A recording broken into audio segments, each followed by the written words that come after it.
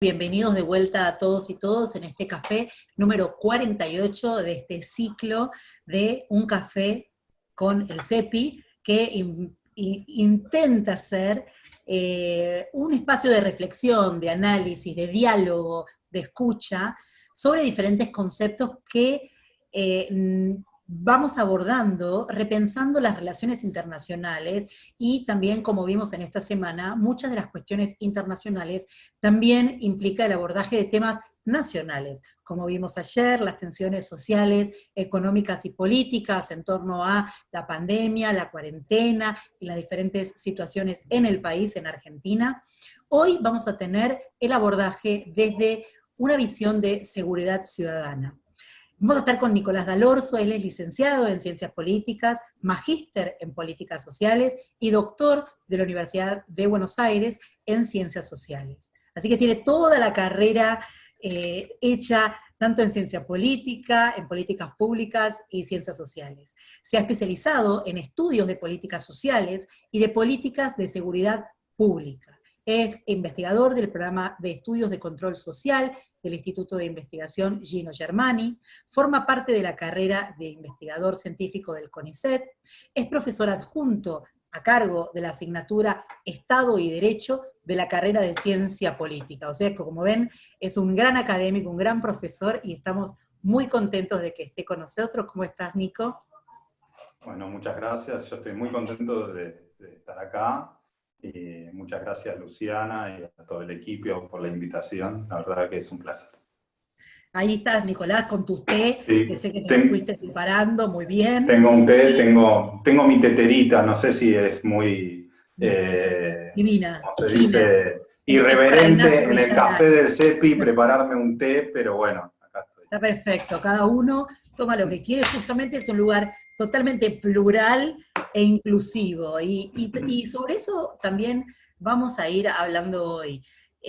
Vamos a abordar el tema de, primero, seguridad pública, seguridad ciudadana, que nos cuentes, bueno, cómo es este concepto, cómo es el abordaje, y por qué a veces se habla de seguridad pública y a veces se habla de seguridad ciudadana. Si hay algún tipo de diferencia o es simplemente cómo fue evolucionando el término en la academia y en los estudios académicos. Bueno, los conceptos, una cosa que me gustaría decir en principio es que el concepto de seguridad es un concepto como central para nosotros los politólogos y las politólogas, ¿no? O sea, de algún modo la preocupación por la seguridad es, yo diría, el puntapié inicial de nuestra disciplina. En ese sentido, la preocupación, yo creo que por la seguridad, es una de las preocupaciones permanentes de nuestros estudios, tanto a nivel teórico, pero también a nivel práctico, a nivel de gestión, uno podría decir en la política doméstica como en la política internacional. O sea, la seguridad no diría la única, pero es una de las preocupaciones, de las inquietudes que tenemos los que nos interesan estos temas, la política en general. Totalmente, es la preocupación, como vos decís, ¿no? Como basal para después poder, ¿no? Es la necesidad básica que tiene que estar satisfecha para después poder ponerle otras libertades y necesidades que la gente necesita. Pero básicamente esa cuestión de seguridad tiene que estar sí o sí garantizada, obviamente por las autoridades públicas, el Estado o la función pública que ejerza en ese momento. Sí, digamos, además dinamiza, ¿no? Dinamiza una cantidad de prácticas sociales, instituciones, políticas, etcétera. Digo, sería larguísimo. En ese marco, digamos, de 5 siglos, Sí. creo que lo que sucede, uno podría decir en la región, pero especialmente me quiero referir a Argentina, porque estoy lleno de expertos en política internacional acá, así que no quiero meter la pata. A mediados de la década del 90, es decir, los últimos 20, 25 años en la Argentina, la cuestión de la seguridad se recodifica en una nueva gramática que es difusa en un principio, pero que tiene ciertos núcleos constantes, ¿no? Uno es que esa preocupación por la seguridad queda asociada a la preocupación por el delito. es una primera reducción. No siempre la seguridad estuvo asociada a la preocupación por el delito. Por ejemplo, en la seguridad social, otro de los grandes, de esos grandes conceptos que articularon la política argentina y occidental, esa preocupación no estaba vinculada al delito, sino digamos, a las condiciones de trabajo, a las condiciones de vida, ¿no? A mediados de los 90 hay una primera reducción que la seguridad y la inseguridad subcontractada queda atada, vinculada a la preocupación por el delito. Entonces quedan por fuera otras preocupaciones, ¿no? La preocupación por quedarte sin trabajo, o no tener aguinaldo, o no tener vacaciones pagas, o no tener quien te asegure si tienes un riesgo en el trabajo. Todo eso queda por fuera del universo que conocemos como la seguridad e inseguridad. Y la segunda reducción, que es otro de los puntos duros, digamos, de esta nueva concepción de seguridad, es que no son todos los delitos, sino que son los delitos protagonizados por los sectores populares, ¿no? Entonces quedan por fuera otros tantos delitos, los delitos, digamos, de los poderosos y otros daños sociales, ¿no? Es decir, la fuga de capitales no es parte de la agenda de la seguridad, aunque sea un delito contra la propiedad, ¿no? También otras características que se dan en el espacio público, entonces muchas de las violencias de género que se producen al interior del espacio llamado privado quedan por fuera de esta agenda de la seguridad, y así paulatinamente, desde mediados de la década del 90, se va consolidando un núcleo de prácticas, miedos, dispositivos de intervención que entienden a la seguridad reducida con algunas de estas características. Otra de las características es que las respuestas que se piensan para esta construcción intervienen sobre quienes son considerados la causa eficiente de esos problemas, es decir, sobre los sectores populares. O sea, la respuesta, la solución a los problemas de seguridad se encaran principalmente sobre los sectores populares, ya sea con respuestas represivas en la mayor parte de los casos, es decir, con aumento de penas, aumento del número de policías, endurecimiento penal en general, o con medidas sociales, digamos, aumento de años de escolaridad, etcétera, etcétera, pero siempre sobre el mismo sector que es considerado el protagonista. Esto para poner, digamos, de un abanico que uno podría decir desde lo más progresista, lo más punitivista, siempre se interviene sobre esos actores. Entonces, para decirlo como muy rápidamente, con esto no estoy diciendo que sea una concepción hegemónica y por ahí sí hegemónica, pero no única, no unívoca. Estoy mostrando que hay dispersión y alternancias políticas dentro de ese escenario, pero es un escenario donde ya están marcadas las reglas del juego. Es decir, cuando hablamos de seguridad e inseguridad, en este plano entendemos todos de qué estamos hablando. O sea, una fuga de capital, alguien que pierde el trabajo no va a estar en la sección inseguridad de un diario. Cuando hablamos entre nosotros y decimos, che, qué miedo que tengo a la inseguridad, nadie va a pensar en el daño ambiental, digamos, es decir, o cuando decimos, no se puede vivir con esta inseguridad, nadie va a pensar en el marido que golpea a la mujer, ¿no? Entonces, para poner algunas de las reducciones, ¿no? A partir de eso se construye una cantidad de dispositivos institucionales, se han creado Secretaría de Seguridad, Ministerio de Seguridad, etcétera, etcétera. Y esto también ha consolidado debates académicos, como vos planteás. Entonces el concepto de seguridad también ha variado, ¿no? Del concepto de seguridad social de mediados de la década del siglo XX, que estructuró los estados capitalistas desarrollados, pasamos después al concepto de seguridad nacional, muy vinculado en América del Sur y especialmente en el Cono Sur a la doctrina de seguridad nacional. Con la transición democrática aparecieron nuevos conceptos como el de seguridad pública, luego en un debate de fines de los 80, principios de los 90, el de seguridad ciudadana, de una visión más progresista, que buscaba desmilitarizar la seguridad pública y que el lugar de protección no sean solo las instituciones estatales, sino principalmente el rol de la ciudadanía.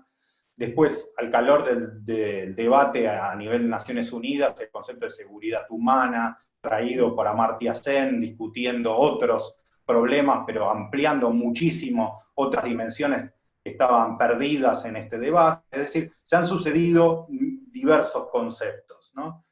Para pensar, que obviamente han consolidado núcleos de debate académico, político, de expertos, alrededor de cada uno de estos conceptos. Totalmente, y esa es la paradoja a veces de utilizar estas nomenclaturas y estas palabras que en definitiva parece que son puentes de conexión, pero en definitiva yo puedo estar hablando de una seguridad en términos de algo y vos una seguridad en términos de otra cosa. Y ahí está esta falsa sensación de entendimiento mutuo cuando los dos podemos estar hablando sobre seguridad en términos totalmente distintos, ¿no? Es este concepto de que a veces las palabras nos acercan, o tenemos esa sensación de que nos acercan, pero en definitiva no estamos realmente debatiendo o conceptualizando sobre las mismas cuestiones. Son estas palabras que son tan subjetivas o tan difíciles, como vos decís, de describir en un concepto o en un concepto simple, hacen que esto se complejice. Por eso te preguntaba, digamos, cuál era esa diferencia. Nosotros desde el CEFIO, por lo menos desde la parte internacional, vemos mucho lo que es la seguridad humana, básicamente porque es un concepto que es muy abarcativo y multidimensional, ¿sí? Que involucra la alimentación, la sanidad, la salud, la educación, el trabajo, digo, el medio ambiente, hay muchas cuestiones vinculadas a la seguridad humana. Ahora, hablando de seguridad ciudadana, ustedes, sé que sos investigador del Gino Germani, por ejemplo, seguramente hacen investigaciones acerca de algunas de estas dimensiones o algunas de estas cuestiones de la seguridad ciudadana. Me gustaría que nos cuentes cuáles son esas investigaciones o esos estudios que realizan en el Gino Germani o en otras instituciones que vos estés trabajando ahora, ¿no? Sí, nosotros básicamente desde el OBSE, que es el Observatorio de Seguridad del Instituto Gino Germani y de la Facultad de Ciencias Sociales, trabajamos distintas líneas de indagación, ¿no? Una es incluso diría autorreflexiva del campo académico, que es cómo la seguridad se convierte en un problema de interés académico, ¿no? Un problema social, político, pero también de indagación académica. Otra línea está vinculada a el rol de las distintas organizaciones políticas y sociales, ¿no? Con organizaciones políticas y sociales nos referimos desde movimientos sociales, partidos políticos, think tanks, organismos internacionales, cómo construyen este concepto de seguridad y qué se debate cuando debaten seguridad. Porque ahí, escuchándote, está este adagio, digamos, ¿no? Como es traductore traditore, ¿no? El traductor como traidor, ¿no? ¿no? Porque las palabras a veces, estos mismos conceptos, trafican distintos sentidos. Pero entendemos que cuando se discute seguridad, y en estos últimos años, en estos últimos 15 años, gran parte del debate político estuvo o usó el terreno de la seguridad para debatir otras cosas, ¿no? Entonces, en la medida en que se discute, distintos, por ejemplo, centros de pensamiento han discutido la seguridad, cuál era la seguridad valorada, qué rol debería tener, se está discutiendo también el rol del Estado. O sea, cuando se discute seguridad se está discutiendo estatalidad también, ¿no? ¿Qué estatalidad valoramos? Y ahí es interesante porque lo que podríamos llamar posiciones estadofóbicas, ¿no? En materia de seguridad no son tan estadofóbicas. Entonces, ¿no? Son libertarios raros los que tenemos en algunos casos, ¿no? No solo en Argentina, en el Cono Sur, también en Brasil, digo, parte también del ascenso de Bolsonaro puede ser explicado, se ha explicado mucho por los movimientos evangélicos pentecostales, también por... Pero hay el empresariado, digo, no me voy a meter en ese debate que ustedes saben mucho más, pero hay un rol importante de centros de pensamiento, de usinas de pensamiento, de think tanks, digamos, que han trabajado mucho el tema de pensar qué estatalidad se merece Brasil para los problemas de criminalidad que tiene, ¿no? Discutiendo, digamos, estatalidad con el PT, no programas sociales solamente, no solamente la inserción de Brasil en el mundo, sino discutiendo cuál es la seguridad. Y creo que en la Argentina algo de eso también sucedió durante un tiempo. Es decir, que el problema de la seguridad, a mí una de las cosas que me llama la atención para por lo menos para los de nuestra generación, la crisis del 2001, del 19 y 20, fue como, nos marcó, digamos, en muchos sentidos, porque una cantidad de discursos dominantes de la década del 90 estallaron por los aires, pero la preocupación por la seguridad, en los términos que estoy planteando, no se desarmó. Es de los pocos discursos que produjeron neoliberalismo que no se desarmaron, ¿no? Que se mantuvieron constantes incluso en esa larga década post-neoliberal o kirchnerista o populista, como queramos llamarla, donde se mantuvo esa preocupación y no fue un discurso que pudo, o sea, no sé, para el discurso del primer mundo, de los 90, de la inserción en el primer mundo, en la década post-neoliberal se construyó un contradiscurso de la integración latinoamericana o sudamericana. Para otros discursos, por ejemplo, de la deficiencia estatal, se construyó un contradiscurso de revalorizar el rol del Estado como articulador de intereses y que podía resolver conflictos. Con el tema de seguridad no hubo contradiscurso, más allá que al kirchnerismo osciló mucho en temas de seguridad, casi nunca se tomó en serio el tema, buscó no hablar del tema, buscó omitirlo, digamos, con lo cual, y eso no pasó solamente en Argentina. Si uno, digamos, es interesante ver cómo ciertas medidas que uno asociaría a gobiernos de otros signos políticos, si uno ve al finalizar el ciclo progresista o populista, que, por ejemplo, uno de los indicadores que tenemos para medir los sistemas penales, que es la tasa de encarcelamiento, se incrementa muchísimo en casi todos los países de Sudamérica, ¿no? Se triplica tal vez. No sé, ¿en todos los países de Sudamérica decís? Sí, casi todos, sí, sí. Después le puedo acercar los datos, pero si vos ves las tasas de encarcelamiento a principios de los 90 y las tasas de encarcelamiento para el 2015, o sea, en 25 años, tenés países que lo han triplicado, cuadriplicado, o sea, ninguno lo bajó y creo que el país que menos subió, por lo menos lo subió más de un 50%. Digamos, ¿Y eso se debe específicamente a que se había hablado de que eso se debía al narcomenudeo, justamente? Bueno, hay distintas razones, en distintos países, digamos, podemos ver claramente la política, digamos, de guerra contra las drogas, Sí. que ha resultado un fracaso absoluto en la reducción del consumo, del tráfico y de todo. Sí. Digamos, el único éxito que ha tenido es la superpoblación carcelaria, Claro. Primero en Estados Unidos, que es Claro. el país con más presos en el mundo, pero en todo el continente que ha continuado con esa línea. Después hay intentos, nos tendríamos que ir a casos particulares nacionales. Ecuador, por ejemplo, en la presidencia de Correa, hizo como una amnistía general para mulas durante un momento, que eso redujo pero después a lo poco tiempo viró a una política contraria que aumentó la tasa de encarcelamiento, con lo cual tendríamos que ver casos nacionales por casos nacionales. En el caso argentino lo que tenemos es que sí, digamos, progresivamente, desde fines de los 90, tenemos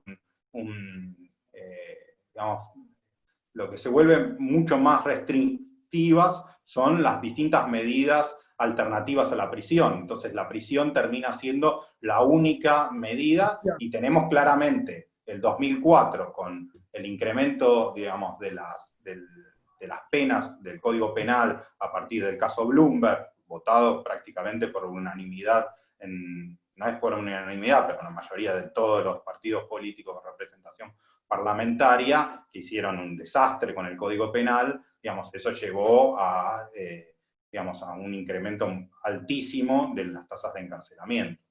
Y eso lo que vemos ahora es que no vino acompañado de una inversión edilicia o de infraestructura que acompañe esa elevada, esa creciente tasas no de criminalidad, sino de encarcelamiento, cosa que hoy lo que estamos viendo es que hay una sobrepoblación en las diferentes cárceles, no solo de la Argentina, sino de muchos países latinoamericanos, ¿no? Es una de las consecuencias. Sí, tenemos muchísimo. Digo, yo para tomar un indicador, otro indicador podríamos ver la cantidad de policías cada 100.000 habitantes, ¿no? Por ejemplo, la Argentina, creo que el último dato conocido, lo estoy diciendo de memoria, puedo errarle por algo, teníamos algo así como 800 policías cada 100.000 habitantes, cuando la recomendación de Naciones Unidas es no más de 250.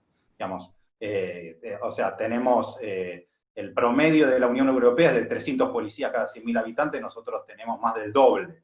Digamos, y eso claramente no ha reducido las tasas de delito, con lo cual tenemos un gasto público, pues, digamos, para los que se preocupan por el gasto público, ustedes saben, los que saben de gestión pública, que gran parte del gasto público se va en salarios, o sea, tenemos una cantidad de policías, además, que se los responsabiliza por la seguridad, que no se le da condiciones de trabajo adecuadas, que no se le da el entrenamiento y la capacitación adecuada, que se los hace como únicos responsables de la solución al problema, pero tenemos en demasía, digamos, la cantidad, y muy mal distribuido, obviamente la estructura federal hace que tengas distritos con mucha más concentración que otra, bueno, muchos problemas tenemos a nivel de la estructura policial. La cantidad que vos estás hablando es la sumatoria de la policía provincial. Promedio nacional. Okay. Promedio nacional, sí, a 2015, ¿no? Creo que es un poco más ahora. Seguramente, inclusive no solo las policías, sino que vimos que diferentes fuerzas de seguridad, como la Gendarmería o la Prefectura, están haciendo tareas también de cuestiones que antes las hacían las policías, ¿no? Como alrededor de los lugares marginales, o en la costanera, que tienen mucha presencia en términos de seguridad ciudadana también. Tanto Prefectura sí, digamos, como... tanto... Digamos, cuando se crea la policía de la ciudad y se traspasa la parte de la Policía Federal que hacía policiamiento metropolitano, digamos, terminan teniendo todos los distritos, incluso la Ciudad Autónoma de Buenos Aires, una policía propia, y quedan las 4 policías, digamos, federal, las 4 fuerzas federales, lo que queda de la Policía Federal, Gendarmería, Prefectura y la Policía de Seguridad Portuaria como las únicas 4 fuerzas de seguridad federales. Prefectura y Gendarmería, digamos, conforman tanto parte del sistema de seguridad interior como del sistema de defensa nacional, ¿no? Están contemplados en ambas leyes, pero sí lo que vemos es un paulatino corrimiento de esas fuerzas de la órbita militar y de la defensa hacia la seguridad, ¿no? Si nosotros pensamos a la salida, en la transición democrática, la Prefectura y la Gendarmería dependían del Ministerio de Defensa, para poner un ejemplo, y paulatinamente se fueron corriendo al ámbito, digo, para poner un ejemplo en el organigrama. Obviamente el cambio tiene un montón de otras dimensiones. Sí, totalmente. Pero sí se incorporan, sobre todo en el kirchnerismo, digamos, en 2010, creo yo, si no me equivoco, se crea el Ministerio de Seguridad Nacional, por primera vez una cartera autónoma de seguridad, a partir de, no sé si recuerdan, el asesinato de Mariano Ferreira, donde estaba involucrada la policía en liberar la zona, y la toma del Indoamericano, donde también hay una represión policial por parte de la entonces Policía Metropolitana y la Policía Federal, y Cristina Kirchner decide crear el Ministerio de Seguridad Nacional, y a los pocos meses se crean 2 operativos que institucionalizan o masifican algo que ya existía. Uno es lo que se llama el Plan Cinturón Sur, que le delega las actividades, digamos, el control territorial que antes hacía la Policía Federal en el sur de la ciudad, a Gendarmería y Prefectura, y el Plan Centinela, que hace un refuerzo de gendarmes en el conurbano bonaerense. Sí, eso se vio y se ve todavía, ¿no? La presencia de Gendarmería y Prefectura haciendo de alguna manera una intervención en estas cuestiones de seguridad ciudadana. Y justamente de eso te quería preguntar, y yendo más al momento de crisis que estamos ahora, ¿sí? En esta cuestión de pandemia y cuarentena, que tensa algunas cuestiones sociales, económicas, obviamente políticas. Ayer estuvimos con Luis Tonelli hablando de ese tema, y con vos quería hablar sobre, bueno, ¿cómo ves a nuestra sociedad, más que nada el AMBA, ¿no? Capital y Gran Buenos Aires, en términos de cómo está afectando y se afectó esta cuarentena, que es el aislamiento social preventivo y obligatorio, que ya lleva más de 90 días, o casi hoy creo que se cumplen 90 días, en la cuestión de la seguridad ciudadana, algunos códigos, algunos números del delito, digamos, que nos cuentes un poco si hay evidencias, o si se puede ver algunas evidencias al respecto en este momento. Sí, primero es muy difícil hablar en coyuntura así tan cercana y de tener evidencia empírica, además por el aislamiento que hace dificultoso también cualquier tipo de relevamiento, ¿no? Entonces, esta es la primera advertencia que tengo que hacer porque no quiero decir una cosa por la otra. Trabajo de campo se supone que no hay. Claro, o hay poco, hay algunas cosas, pero debería, bueno, que da para otra discusión, pero sí, hay muy poco o no hay, entonces, y el acceso a datos en materia tanto de seguridad como de defensa, vos sabrás que es muy difícil el acceso, siempre en tiempos de lo que llamábamos normalidad a esto, imagínense que más también. Sí, lo que tenemos es un escenario muy distinto y sobre todo yo creo que el primer mes del aislamiento, que fue el más duro y de mayor cumplimiento y de mayor apego social a ese aislamiento, hubo un despliegue policial mucho más extenso que el habitual. Eso, bueno, nueva legislación, nueva normativa, pero sobre todo para mí se abrió una mínima posibilidad de repensar los modelos de seguridad, digamos, porque la preocupación general social no estuvo en derredor de ese enemigo público que todos conocemos, es decir, de la seguridad, la seguridad y la inseguridad, en los términos que les comentaba al principio, es decir, vinculada al delito y de los sectores populares, digamos, ¿no? Que uno, incluso de los sectores populares racializados, entonces ese enemigo dejó de ser ese en los medios de comunicación, en nuestras conversaciones cotidianas, en la práctica cotidiana de las fuerzas policiales, en la agenda de gobierno. Durante un mes la preocupación fue un virus desconocido y que requería otras medidas de cuidado, otras medidas de protección, y que la policía hiciera algo distinto de lo que habitualmente hacía, ¿no? Eso fue un escenario que yo creo que con el tiempo va a haber que no rescatarlo valorativamente, que va a haber que volver a indagar para animarnos a pensar otros modelos de seguridad y otros modelos de dar servicios de policía acordes a esos modelos de seguridad que yo creo que tienen que ser más democráticos, con mayor protección de los derechos individuales, colectivos, que tenga una orientación vinculada más al cuidado que en la metáfora de la guerra y del aniquilamiento a un enemigo público, ¿no? Entonces, me parece que esa experiencia en algún momento va a haber que hacer ese trabajo de arqueólogos, de revisarla. Obviamente esa experiencia también convivió con la sedimentación y la inercia que tienen las fuerzas policiales, en muchos casos de ser militarizadas, de proteger los derechos ciudadanos, y por supuesto hubo casos de violencia institucional que hemos visto todos, pero que tampoco son ajenas a las prácticas cotidianas de las fuerzas policiales en tiempos no pandémicos.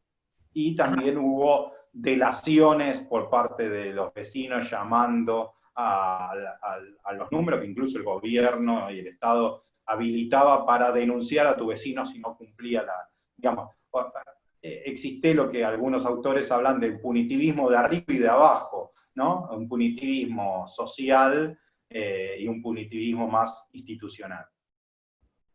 Totalmente. Lo que sí podemos ver, o por lo menos en los medios de comunicación surgía esto, a través de dichos de los secretarios o ministros de seguridad, que lo que se evidenció en primera medida, y en ese primer mes que vos decís, que el control, digamos, policial estaba más abocado a el control del aislamiento, sí hubo obviamente una drástica disminución de los delitos violentos por obvias razones de que no había tanta circulación de gente en la calle. Digamos, eso es lo que pudimos ver, por lo menos en la primera instancia.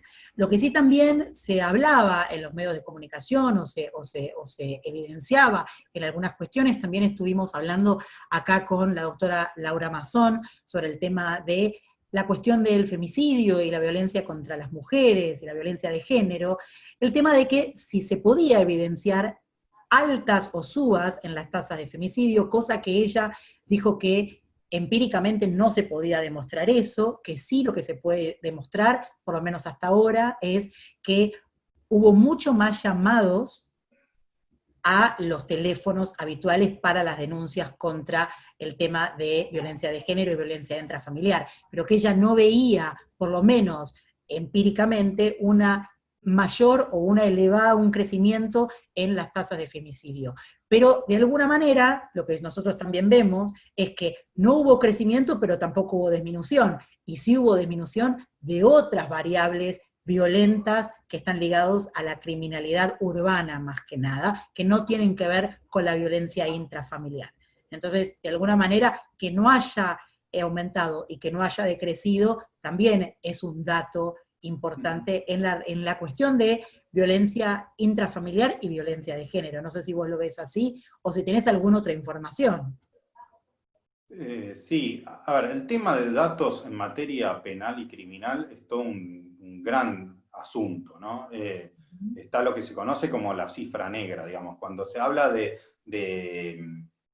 si a Buenos Aires, por ejemplo, una ciudad segura o insegura, la comparación internacional, es muy difícil porque los indicadores son muy pobres, ¿no? Digo, más allá además de las intencionalidades del subregistro, etcétera, etcétera. Digamos, es muy difícil porque existe una gran cantidad de ilegalidades, de delitos que no se denuncian. Entonces, al no denunciar, digo, a mí me robaron la billetera y yo no lo denuncio, eso no que, digo, entonces, hay pocos indicadores, perdón. No, que hay un subregistro también. Hay un subregistro muy grande, porque aparte se registran cierto tipo de delitos, digo, cómo se registra, digo, también, digamos, la esencia del delito no tiene esencia, el delito, digamos, es una tipificación en un código penal que también sufre modificaciones, con lo cual los términos de comparación son difíciles de hacer.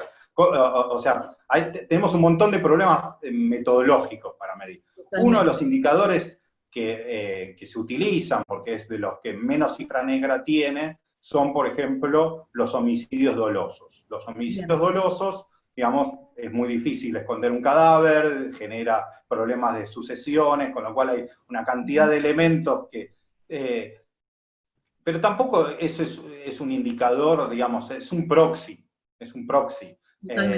Lo que sí tenemos en ese primer mes, para ir a tu pregunta y no irme por las ramas, es que la disminución de la circulación, digamos, una mayor presencia policial, pero sobre todo deshabitar los espacios comunes del espacio urbano y que la seguridad se vinculaba a las problemáticas y las conflictividades en ese espacio urbano, hizo que se redujeran eso, por lo menos lo que dicen los funcionarios. Lo mismo sucedió, por ejemplo, con los incidentes viales, digamos, la mortalidad y las lesiones por incidentes viales se redujeron muchísimo. De hecho, bajaron la ocupación de terapias intensivas porque se había reducido la circulación de automóviles, que ustedes saben que casi triplica las muertes por incidentes viales que las muertes de homicidios dolosos en la Argentina, ¿no? O sea, es 3 veces más posible que uno muera en un accidente de auto, en lo llamado accidente de auto, que uno muera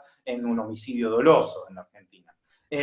Sí, totalmente. Es más, vos tenés el dato de cuántas muertes anuales tenemos por cuestiones de tránsito, de cuestiones de cuestiones viales, accidentes. No las tengo exacto acá, pero a ver, prometo pasárselas exacto. La Argentina tiene una tasa más o menos de 5 homicidios dolosos cada 100.000 habitantes, aproximadamente, está en ese número. Y la tasa de letalidad por cuestiones viales llega al 14, creo, cada 100.000 habitantes. Wow. Sí.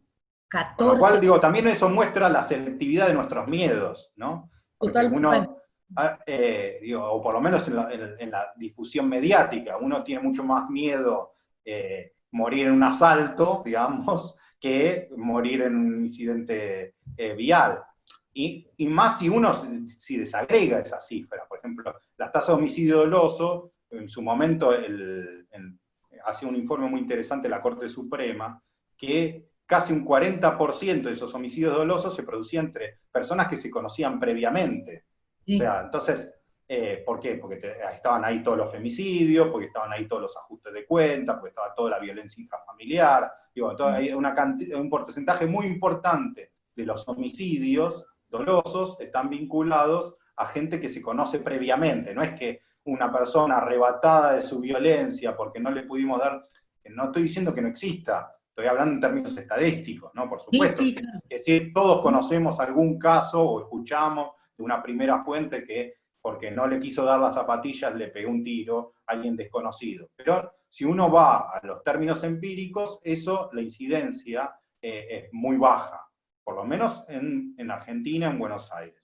Obviamente también depende del lugar de la ciudad. Las tasas de homicidio en el norte y en el centro de la ciudad son la tercera parte que en el sur de la ciudad, ¿no? Entonces, por ejemplo, en las comunas del sur de la ciudad tenés índices que se acercan a Centroamérica y digamos, de Rivadavia hacia el norte se acercan a los Países Bajos y a Bélgica, digamos, en la misma ciudad. También es lógico, ¿no? totalmente. Volviendo Quiero, a la pandemia y a los dale, femicidios, sí hubo un aumento muy grande, eso lo sé casi de primera fuente, de lo que decís vos, de las denuncias. También hubo un gran esfuerzo por dar nuevos canales de comunicación, dado que posiblemente una víctima conviviendo con un agresor no podía utilizar la línea telefónica, entonces habilitaron WhatsApp. Se ampliaron muchísimo la cantidad de esa recepción de esas denuncias.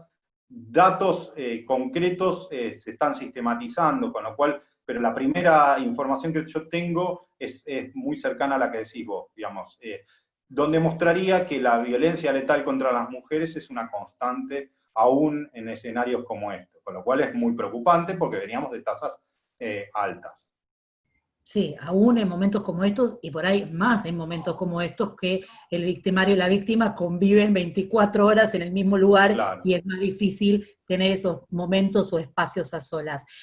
Quiero pasar a las preguntas porque son 7:46, pero no quiero dejarte de preguntar yo una cuestión a nivel internacional.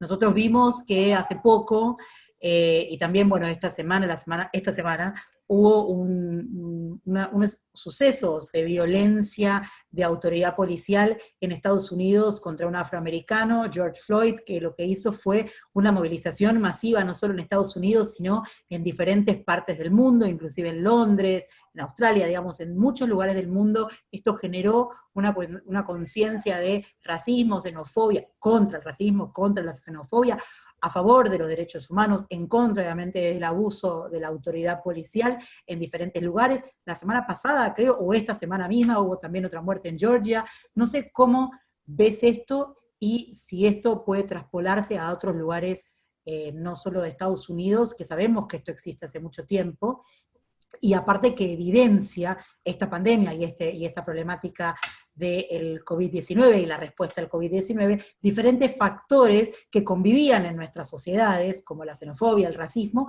y esto de alguna manera lo pone en evidencia y le da agenda pública, que eso también es la cuestión de la movilización social, ¿no? Sí, bueno, la violencia racista es un elemento estructural de muchas sociedades y de la nuestra también, no También. solo de Estados Unidos, ¿no? Exacto. Por eso te Y preguntaba de si las lo podías fuerzas, y de hablar. las fuerzas policiales y de las fuerzas de seguridad en muchos países, en Estados Unidos y acá también, digamos. Acá, digamos, nosotros tenemos una cantidad de asesinatos por parte de las fuerzas de violencia institucional, por parte de las fuerzas policiales, muy grande, digamos, y donde muchas investigaciones, incluso penales, que han recogido que esa violencia policial está sentada en prejuicios xenofóbicos y también raciales, ¿no? y racistas, ¿no?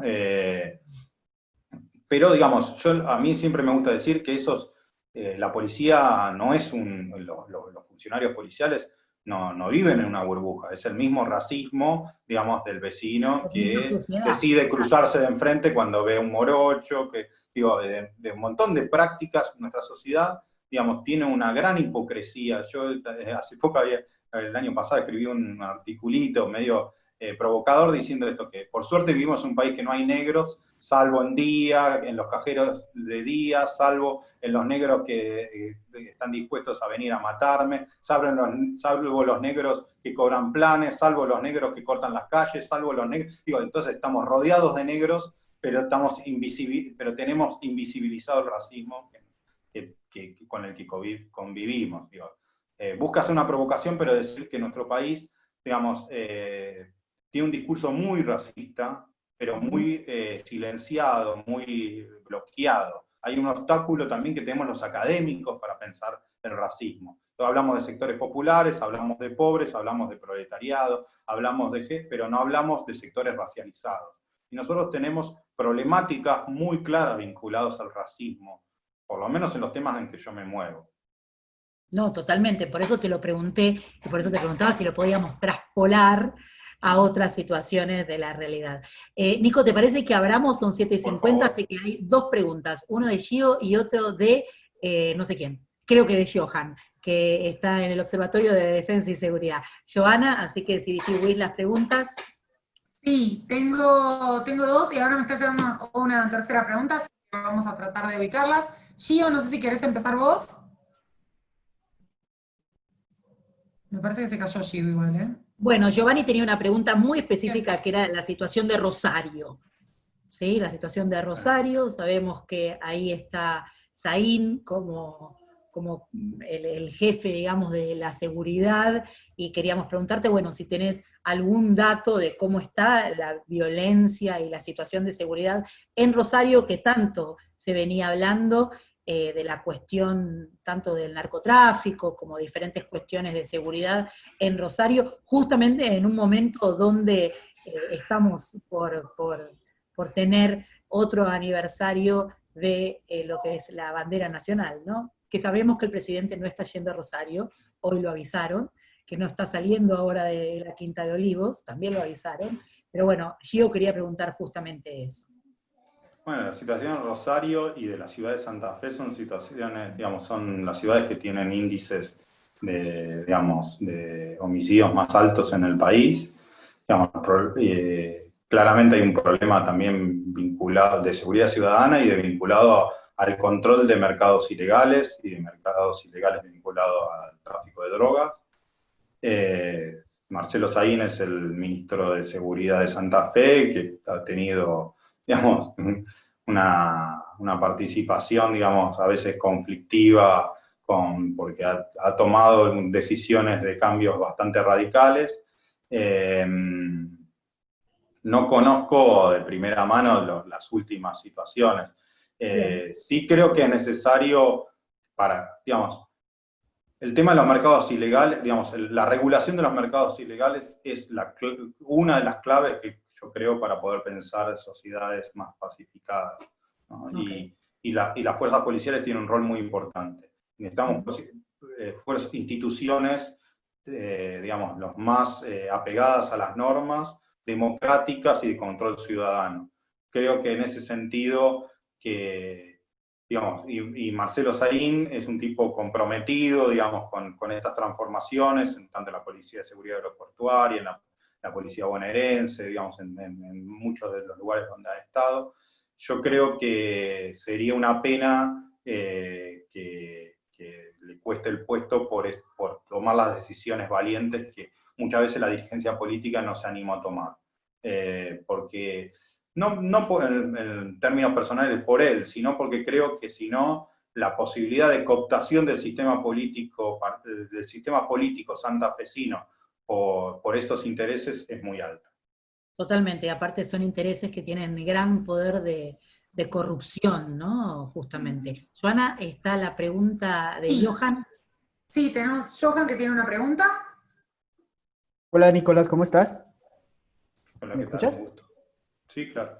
Yo te quería hacer una consulta sobre, bueno, el uso policial de la tecnología del reconocimiento facial y tu opinión al respecto, no solo, digamos, en cuestión acerca de los posibles o del debate que hay al respecto de la vulneración de derechos individuales y de la intimidad, sino también de pronto el uso racista que se hace de esa tecnología por parte de no solo, digamos, el uso policial, sino, digamos, tengo entendido que también el software como tal tiende a identificar con mucha más dificultad rostros negros que rostros blancos y bueno, el uso en el contexto de seguridad. Me gustaría saber tu opinión.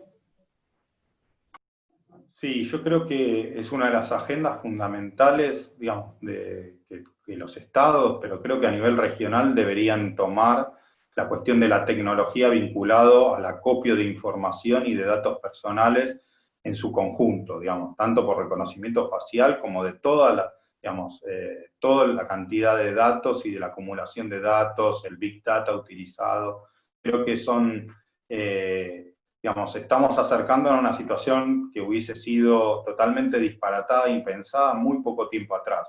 Yo creo que si nosotros 15 años atrás, digo, no sé, hacia fin de los 80, le decíamos que los estados occidentales podían manejar las bases de datos que tienen de nivel personal, desde conversaciones, redes sociales, rasgos físicos, ADN, todo esto. Si lo hubiésemos dicho en el 87, nos hubiesen dicho que eso solo podía pasar en un totalitarismo soviético exacerbado, ¿no? Entonces, ¿qué ha pasado de las democracias occidentales que llegamos a este lugar?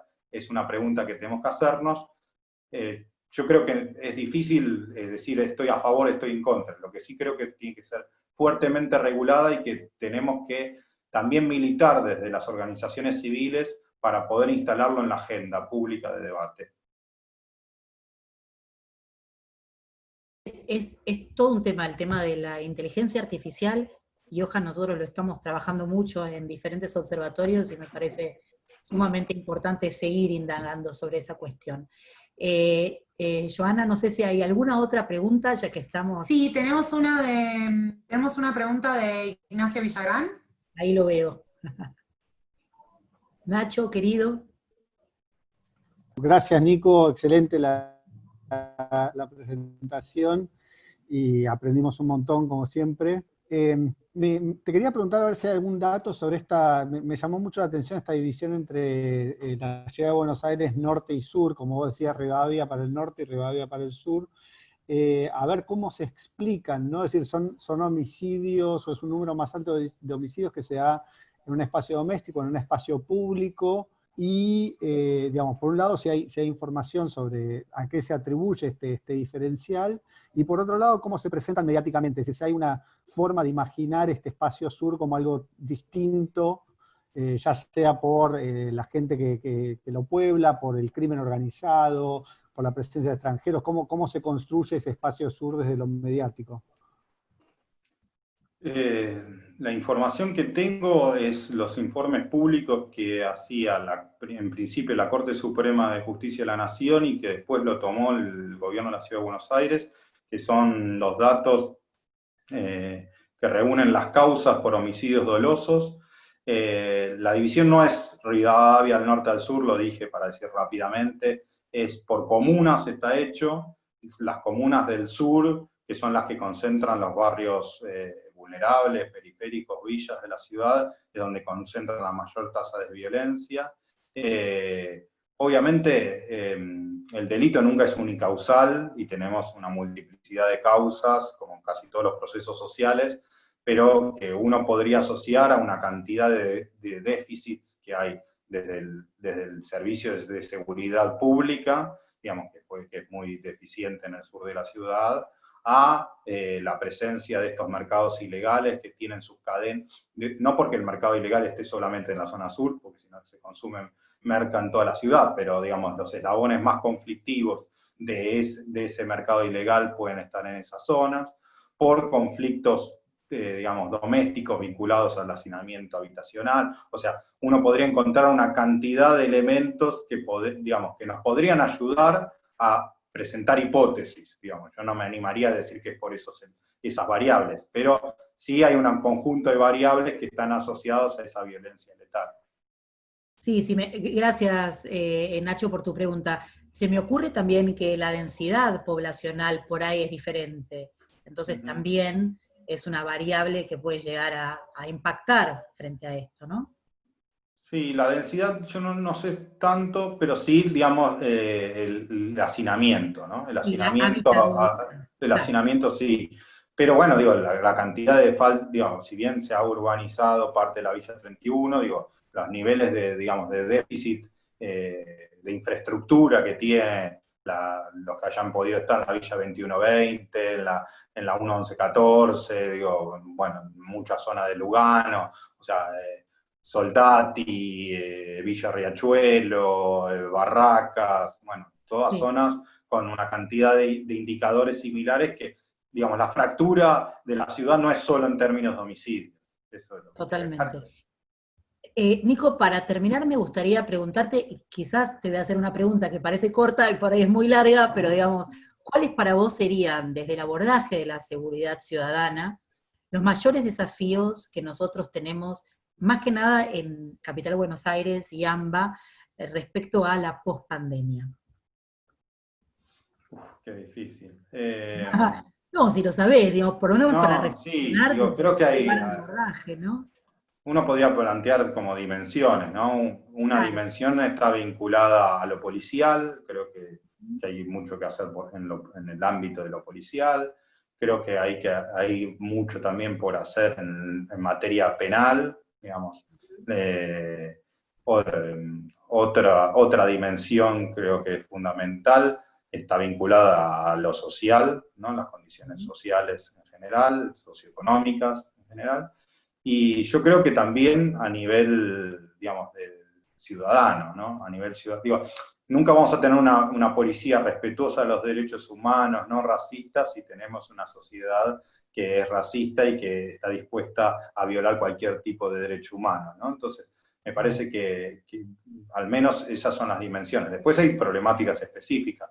Por supuesto, la cuestión de género, la violencia de género es una temática muy puntual y muy grave, pero yo creo que hay que repensar, digamos, el término de la seguridad en su conjunto, como te decías al principio, y salir de un modelo de la guerra, de un enemigo público racializado, que piensa la seguridad solo en términos de delitos, solo en delitos de los pobres, que piensa que solo las respuestas son policiales, penales.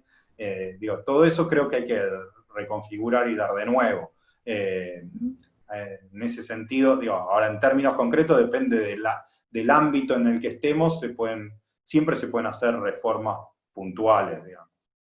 Totalmente. Bueno, muchísimas gracias por todo lo que nos comentaste, por todo el trabajo que también seguís haciendo, tanto en Gino Germani como en la Facultad de Buenos Aires, que es fenomenal. Te dejo las últimas palabras de despedida a todos nuestros presentes, a todos ustedes, muchísimas gracias por estar acá una vez más en este café número 48, mañana tenemos el café número 49 con la ex gobernadora de Tierra del Fuego y vamos a hablar sobre Malvinas, el Atlántico Sur y la Antártida. Así que Nico, te dejo con la despedida del CEPI por mi parte y por el equipo del CEPI. Muchísimas gracias por estar con nosotros. Es un placer tenerte acá y escucharte, tu calidez, tus pausas y tu profundidad de análisis. Así que muchísimas gracias por estar acá y te dejo para despedirte. Yo por lo pronto hasta mañana, te dejo las últimas palabras a vos para despedirte. Bueno, Luciana, muchas gracias, la verdad que fue un gustazo, gracias a todos por la atención, espero haber sido claro. Bueno, tienen mi correo electrónico, mi forma de contactarse, si hay algún tema que no me pude explayar lo suficiente o que pueda ayudarlos de alguna manera. Me encantó la invitación y para mí es un gusto compartir con colegas. Los felicito muchísimo por el laburazo que hicieron de todos estos 48 cafés. Y los que faltan, y la verdad que felicito al CEPI, me parece que es un orgullo que la facultad tenga este nivel de compromiso con el conocimiento, así que gracias y los felicito.